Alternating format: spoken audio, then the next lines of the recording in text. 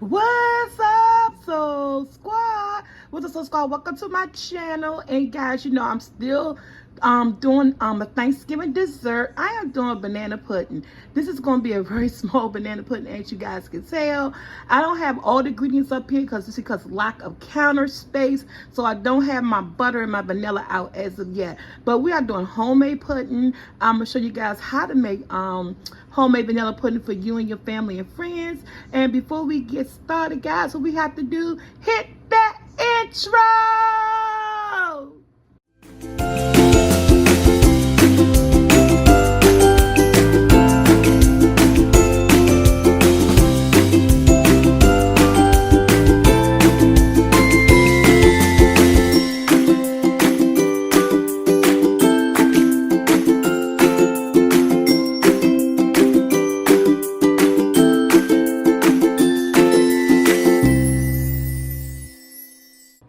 Okay, guys, in your favorite saucepan. Now, I am doing a small banana pudding. So, I'm only going with 1 cup of sugar, okay? And I'm doing 1/4 teaspoon of salt. Yeah, again, because you know, I got to make this next week. 1/4 teaspoon of salt. And I'm going in with 2. Now, some people use flour. I use cornstarch. Or some people use cornstarch. And I'm going in with 2 tablespoons of cornstarch. And it's another thing that I do different from people. Some people temper their egg into their recipe. I do not. I have never had a problem. And I think you guys do this way, you won't have a problem either. Now, I'm going to mix up. Let me stir my cornstarch and my sugar and salt up together. Okay. So mix your ingredients up together. Okay. Now I am going in with 2 egg yolks.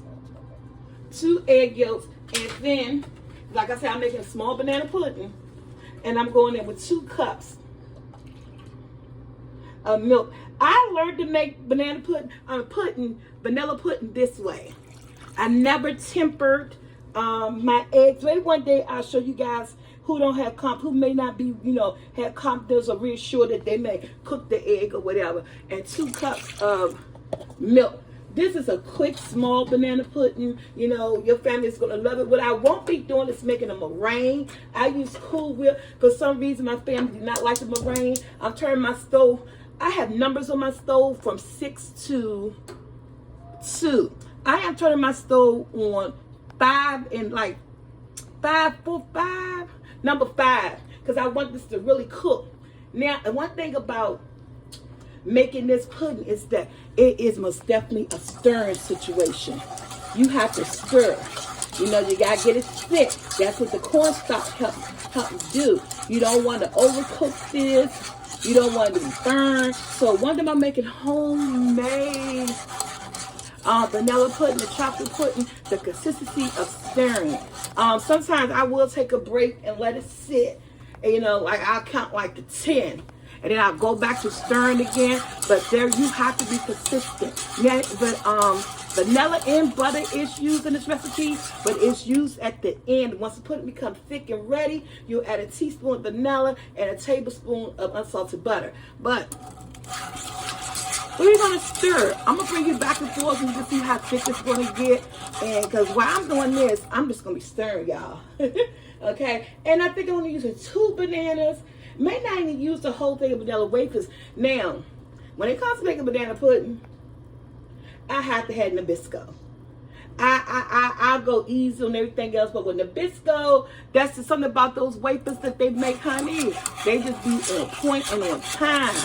So I'm going to constantly stir and stop. Because one thing, you know, stir and stop, I can't really grip things too well. But I'm going to constantly stir and stop. And if you don't feel comfortable making banana pudding, you know, by scratch, by all means, shoot. Still get some box pudding and make your banana pudding. Don't let the fact that you don't want to do a homemade stop you. Okay? You want some banana pudding, girl, grab that box. Do what you do. And be back as this starts to get thicker. Guys, you see how thick it's getting? You see how thick is it? It's a constant stir. Like I said, even I have arthritis, but what I do is that I stop. I'll count to like 10. Because you got to constantly stir this. And I'll go back in. It's getting thick, but it's not as thick as I like it. I like it a little bit thicker than this, but you can see how thick it's getting. And next time we come back, this vanilla pudding is going to be ready. But remember, you have to constantly stir it, but you can't take them increments of breaks. Count to like 10. Not a slow 10, but a good 10. And you see it start bubbling, and then go back to stirring. If you want that good pudding, okay? Vanilla pudding is homemade pudding is so easy to make. And if you want to make this a banana pudding, just get some banana extract, and at the end, throw in a teaspoon of banana extract, and dig your banana flavor. All right, guys, when we come back, this is gonna be done, and it's gonna be ready. All right, y'all, I'm going in with 1 tablespoon of unsalted butter and a teaspoon of vanilla. Now you do that once you cut your pan off. You stir in your flavor and your butter, and we're gonna let this sit because it's gonna get thick. This is look. This is it right here, but it's gonna get thicker. I don't want it to burn, so I turn it off so it can get thick while it's sitting. This is usually how mine come out, and then once you know it goes in the refrigerator, you can still feel it getting thick as it sits. So once it goes in the refrigerator, y'all, it will thicken up even more. But we're not gonna put it in the refrigerator hot.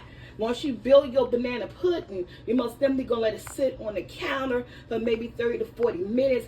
Then you're gonna put it in the refrigerator because this is not gonna be an old-fashioned hot banana pudding. You know, it's like them country people. My grandfather, he used to make our banana pudding. He liked the meringue. He used to put it in the oven, and they like eating it when they come out the oven.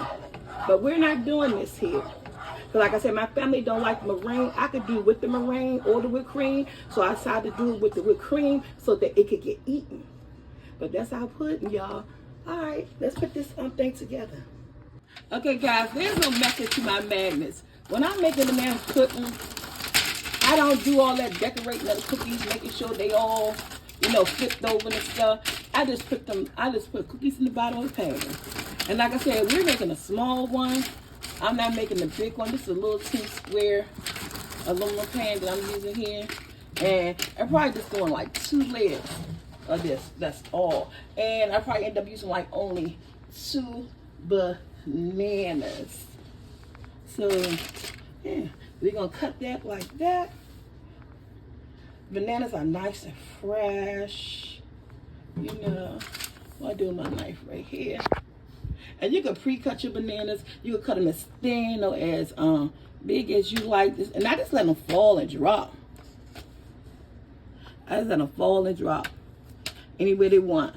I move myself all throughout the pan. And I let the bananas fall and drop. Then my mom was here. I always got to make 2 banana puddings. My mom was allergic to bananas. So she don't like the bananas. So I have to always make 2 banana puddings. You know, one for her house, one for my house. Because she know how to make banana pudding, but she used the box, and she loved the homemade pudding. She said it's just a different taste. So once she figured out I knew how to make, because she taught me by using the box. As I got older, I taught myself how to, you know, make homemade pudding. And then I started doing mine that way. So once she figured out I knew how to do it and she tasted the difference, she was like, oh yeah, I like it that way. So we be right back. All right, guys. Like I tell you, I don't have much counter space. So, and you'd be surprised, y'all. This pudding is really gonna thicken up. And just like that, I only have to spread. And I'm gonna go in with some more cookies. And like I said, oh, it smells so good. We're only doing 2 layers here. Only 2 layers.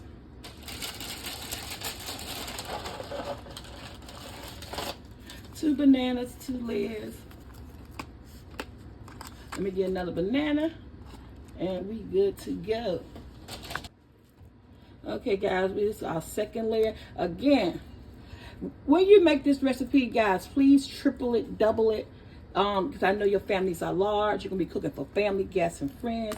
So most definitely, when you're making your pudding, you can actually triple this recipe because you want it to come out fabulous. This is just like here. This is just like if you got a small household, maybe of 4 people.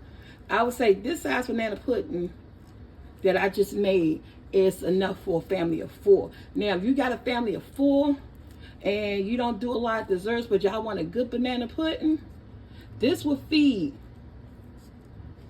a family of 4. This is good enough for a family of 4. So let's pour the pudding. All right, y'all, this is the final. Microwaving away. But this is the final of it. Again, this recipe is good for a family for a family of 4. Let me scrape the rest of it out. But this is good. This is a nice size for a family of 4. If you're not trying to make, oh, there you go, got a whole lot in there. If you're not trying to make a whole lot. So I'm gonna let this cool down because this is getting topped with Cool Whip, guys. Cool Whip. And I don't want my Cool Whip to melt. So I'm going to let this cool down for about 40 minutes before we add the Cool Whip on here. Well, I just might freeze chill it in the freezer. But there you go.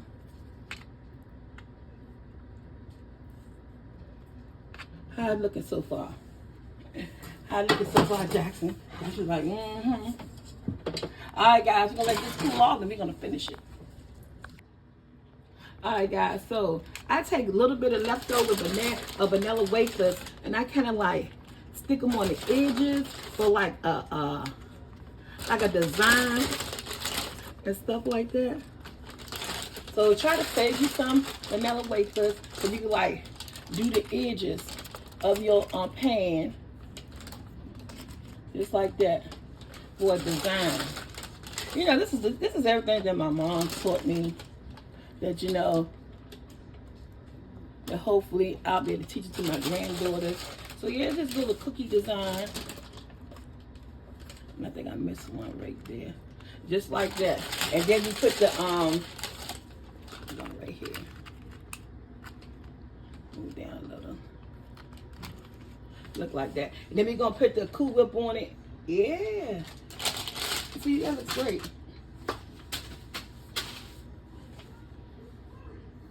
Too much shadow. We don't got enough light in this kitchen. You could do like this. I like shots like this too.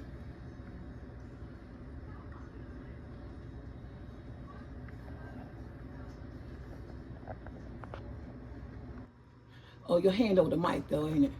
All right, can y'all hear me? I hope you guys can hear me. So we going in with the Cool Whip. This is 1/8 ounce thing of Cool Whip, guys. And again, if you like meringue, you can take your egg whites. Don't get rid of them. Take your egg whites and some cream of tartar and some sugar and make you some meringue. It's really easy to make. I do have an older, old-fashioned banana pudding video that you guys can research where I actually show how to make the meringue and all that good old goodness. Regardless whether or not my family like it or not, it was a video that I wanted to put out there. So I do have a video on how to make the meringue. Yeah. So, yeah, take this recipe, triple it. Because this is, and this is still homemade banana pudding. So as far as the crumbs that be at the bottom of your cookies, the bottom of your bag, I use everything. That's like a design for me. I take those crumbs and look at that. That make your making pudding. Your banana pudding looks so beautiful. So that's all. So there you go, banana pudding. You know, homemade. Like, share, subscribe, hit that bell to be notified. You guys have a beautiful, because this guy go in the refrigerator. This need to go in the refrigerator and set. That's why I don't want to dig into it. But y'all know it came out right, y'all. Have a beautiful, beautiful Thanksgiving. Happy holidays, and I hope your family enjoy this. Go follow me over there on SoulfulT vlogs, where I vlog my life, and go follow my son in Vlogging Life with Mike, and go follow my sister on her new life journey. Yes, those are all family channels, guys. So happy holidays and happy Thanksgiving. This is my banana pudding recipe.